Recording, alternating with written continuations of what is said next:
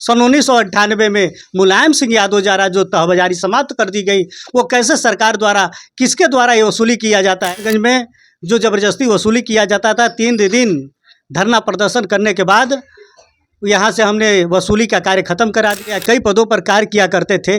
आज उस लॉकडाउन के बाद ई रिक्शा लेकर के अपना जीवन यापन कर, बाजारी यदि समाप्त हो गई है तो ई रिक्शा को ठीका में न शामिल किया जाए। यदि ठीका में शामिल ई रिक्शा को किया जाएगा तो ठेला भी आएगा, खुमचा भी आएगा, और उसके लिए मैं रोड पर आ जाऊंगा। STR में आपका स्वागत है। कुशीनगर में लोकसभा प्रत्याशी का एक और नया चेहरा आ गया है।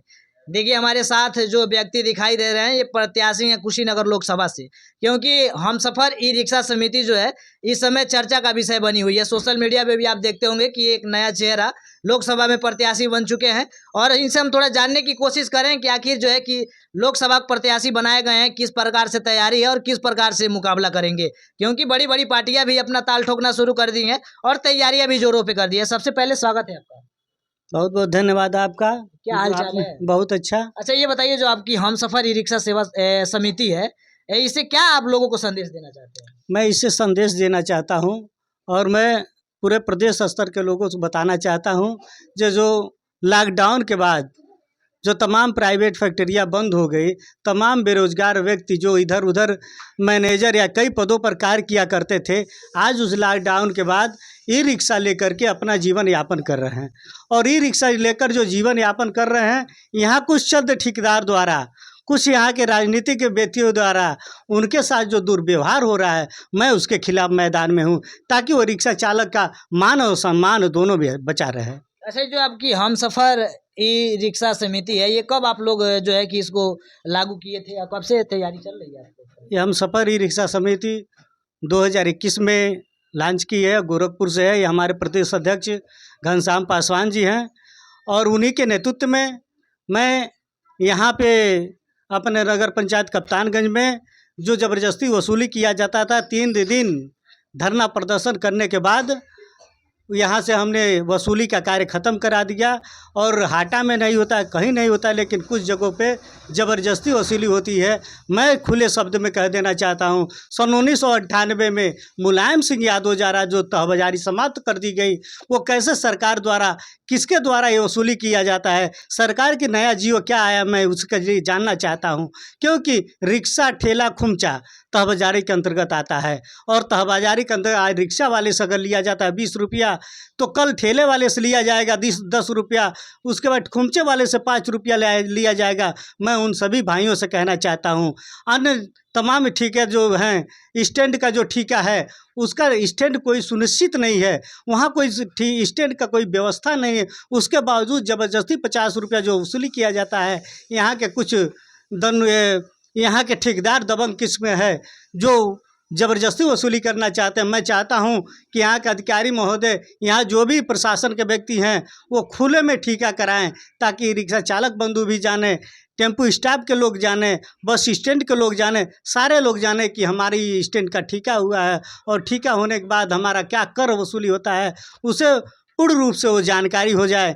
इसलिए मैं चाहता हूँ कि तहबाजारी यदि समाप्त हो गई है तो ई रिक्शा को ठीका में न शामिल किया जाए। यदि ठीका में शामिल ई रिक्शा को किया जाएगा तो ठेला भी आएगा, खुमचा भी आएगा, और उसके लिए मैं रोड पर आ जाऊंगा। मैं बड़े आंदोलन का कार्य करने का कार्य करूंगा। अच्छा, कई जगह देखा जाता है कि अगर जगह अभी नहीं होती है और जहाँ स्टैंड रहता है, लेकिन वहाँ पे गाड़ियाँ नज़र नहीं आती है, रास्ते पे नज़र आती है। जी, क्योंकि एक टेम्पू वाला 4 जगह का वो बैठाता है।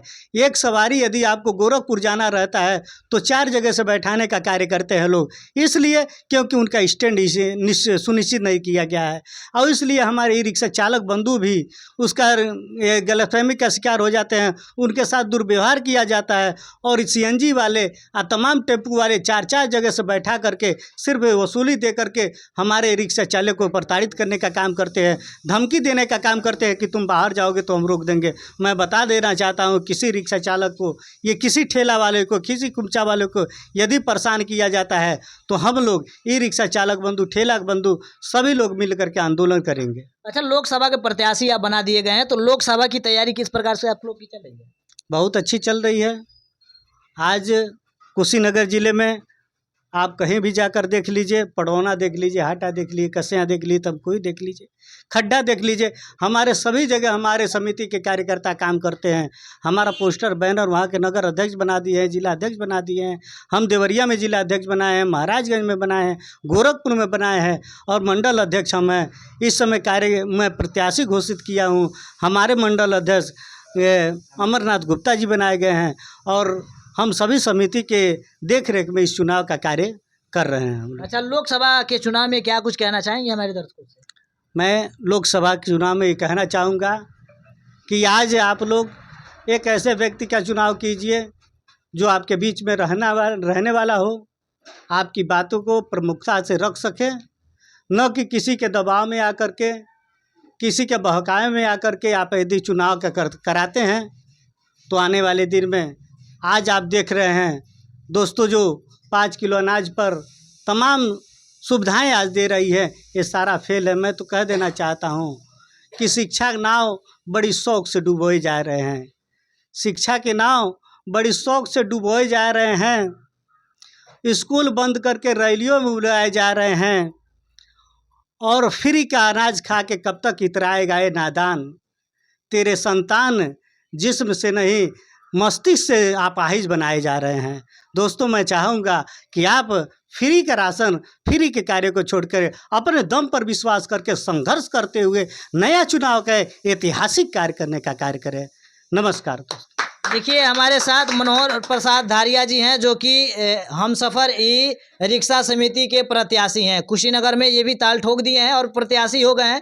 तैयारी इनका जोरों और शोरों पे है। तो आप लोग कमेंट करके बताइए कि किस प्रकार से आप लोग का मुद्दा है, क्या कुछ चाहते हैं और किस प्रकार से आप वोट करने वाले हैं। तो खासकर अपना मुद्दा बता दीजिए और हम कोशिश करना चाहेंगे कि अगर आपकी वो गाँव क्षेत्र में अगर जाते हैं तो उस मुद्दा को आवाज़ उठाने की कोशिश करेंगे। तब तक वीडियो में आपकी क्या कुछ राय है कमेंट करके बताइए। तब तक के लिए बने रहिए न्यूज़ STR के साथ। जय हिंद।